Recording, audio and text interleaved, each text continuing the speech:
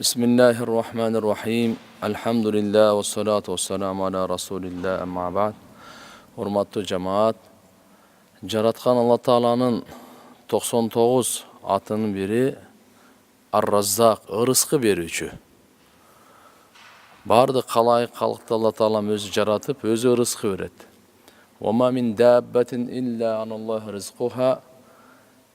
Жер бетінде ғывыр еткен жануардың бардығына ырызқын Алла Таала берет екен, жаратқан Алла Тааланың жоопкерчилигинде екен. Ырызқы. Мейлі ал құрт құмырсқа болсын, же суын içindегі балық болсын, же ауада ұшып жүрген қанаттуу, же тоқойдогу жырткычпы, бардығына инсан жинге ырызқыны жаратқан Алла Таала өзі берет. Ошо ырызкынын бир топ себептери бар.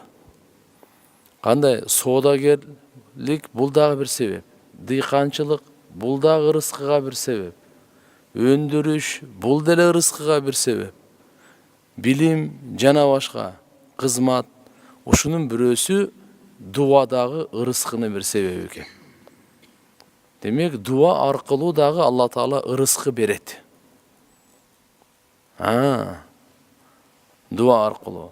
Ошол ырызкыдан жараткан Алла Тааладан Ар-Раззак ырызкы берүүчү заттан ырызкыны сурап, Умму Салама радыйаллаху анха энебиз пайгамбарыбыз саллаллаху алейхи ва саллям мына багымдат намазын окугандан кийин ушу дуаны кылат эле дейт.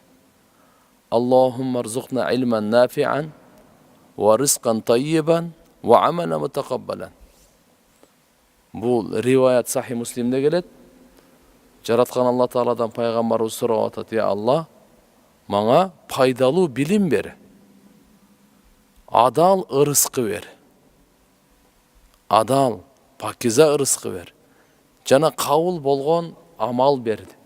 Деп мынакей пайгамбарыбыз саллаллаху алейхи ва саллям сурап атканы сиздерге, биздерге үйрөтүп атат да, биз дагы багымдаттан кийин ушул сүннөткө ээрчип дуа кылышыбыз керек экен, адал ырызкы сурашыбыз керек. Анткени Алла Таала сыноо үчүн адалын дагы, арамын дагы жараткан да.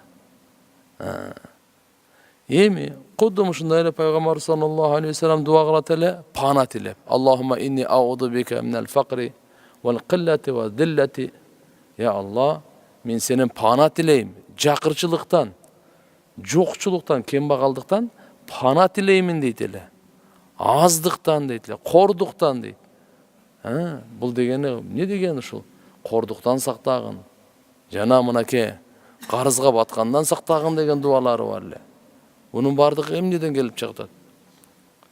Бир риваятта келет, пайгамбар саллаллаху алейхи ва саллям ушу дуа кылат эле, эртели кечки дуаларында ушул бар эле да. Аллахумма инни аузу бика минал аззи вал касали. Аллахумма инни аузу бика минал жубни вал бухли. Аллахумма инни аузу бика мин галабати дайн ва кахри риджал деп. Бул дегени мынакей күн сайын Алла Таала пайгамбарыбыз Мухаммад алейхиссалам эртелүү кеч, я Алла, мен сени пана тилеймин. Алсыздыктан, жалкоолуктан, коркоктуктан, сараңдыктан пана тилеймин дейт эле. Мына. Я Алла, мен сени пана тилеймин карызга баткандан дейт эле. Карызга баткандан. Жана адамдардын каарынан мен пана тилеймин дейт. Демек, бул жердеги жакырчылыктан пайгамбарыбыз пана тилеп атканы, Алла Тааладан адал ырызкы сурап атканы, ырызкы бул ушу биз себептеринен экен, бу дуа ырызкынын бир себептеринен экен. Бир жолу Али радыйаллаху анхунун алдына бир мукатап келет. Мукатап дегени мурунку заманда кул болот эле да. Ошо кулга айтат эле: "Сен паланча акча берсең, мен сени боштондукка чыгарам, бош кылам, азат кылам" дейт эле да. Ушуну мукатап деп коет. Хазирет Алиге келип жардам сурады. Не деп жардам сурады? Мынакей, мага ошо кичине акчадан жардам берсеңиз, мен ошол кожоюнума акчаны төлөйүн дагы, өзүм ушундай азат болуп боштондукка чыгайын деди да. Бош болайын, азат болайын деп. Хазирет Али радыйаллаху анху айтты: "Мен сага дейт, мындай дейт. Пайгамбарыбыз Мухаммад саллаллаху алейхи ва саллям үйрөткөн дуаны үйрөтөйүн. Сен ошо дуаны айтып жүрсөң, Алла Таалам сени карыздан куткарат дагы, ырыскы берип, мынакей азат болосун деди да. Кайсы дуаны айтты? Hazreti Ali radıyallahu anh мындай деп айтты. Сыйыр деген чоң тоо, ушунчалык тоодой болгон карызың болсо дагы кутуласың деди да. Тоодой болгон карызың болсо дагы Алла Таала сени ошо карызыңдан куткарат, сен ушу дуаны окуп жүрсөң дейт. Аллахумма кфини би халалика ан харамик ва агнини би фадлика амман сивак деген дуа. Мына. Аллахумма кфини би халалика ан харамик. Мына.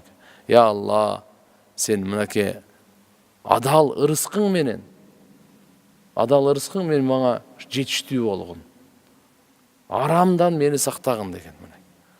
Арам нерселерден мени сактап, адалың менен мага жетиштүү болгун, жана өз айкөлдүүлүгүң менен өзүңдөн башканын бардыгынан мени бекажет кылгын. Мени бекажет кылып койгун, я Алла, мени мындай бай кылгын. Өзүңдөн башкага көз каранды болбойн. Өзүңдөн башкага карыз болбойн, муктаж болбойн.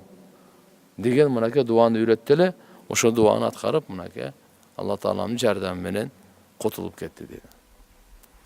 Демек, ушуну биз билейли, дуа бул ырыскынын эң күчтүү себептеринен. Албетте дуа кылуучу эч качан бекапар болбош керек. Дуа кылганда эң биринчи адеби менен Алла Таалага алкыш, мактоо, саналарды, улууларды Алла Таалага айтып, андан кийин пайгамбар саллаллаху алейхи ва салламга салават айтып, андан кийин эмнени кааласа дуа кылсын дейт. Өзүнөн баштап, башка ата-энеси, бүткүл үммөткө, бардык инсандарга дуа кылсын дейт. Демек, ушул жерде баштаганда сөзсүз жараткан Алла Таалага мактоо, пайгамбарыбыз саллаллаху алейхи ва саллам мынакей айткан жери бар экен. Али радıyallahu анхудан риваят, пайгамбар саллаллаху алейхи ва саллам бир кишини укту, ал дуа кылып аткан экен намазында, дуасында. Бирок Аллага мактап айткан жок, пайгамбарыбызга салават айткан жок. Пайгамбарыбыз айтты: "Аджала хада." Мына ушул өзүнүн дуасында кичине шашып кетти го дегендей кылды да. Андан кийин суммадааху факаллаху ага айтты. Не dedi? İza salla ahadukum falyabda bi tahmid rabbih jalla wa azza wa sana alayh summa yusalli ala nabi summa yad'u ba'du bima sha'a. Biröňөр duwa kıla turgan bolsaňar, eň birinçi jaratkан Alла Таалага мактоо айтуу менен баштасın. Андан кийин ага ошо сана алкыштарды айтып, соң пайгамбар Мухаммад алейхиссаламга салават айтсын дейт. Дуанын адеби бар экен да. Сразу кетирип эле, ана мына деп бербей, жок. Аллага мактоо, пайгамбарга салават, анан эмнени кааласа дуа кылсын дейт да, туугандар. Мынакей ошондуктан кыска айтканда альхамдулилля вассалату вассаламу аля расулилля деп дуа кылып, андан кийин сурай турган болсо, Кудай кааласа Аллахым кабыл кылат. Амин. Ва ахиру даъвана алхамдулиллахи раббил аламин.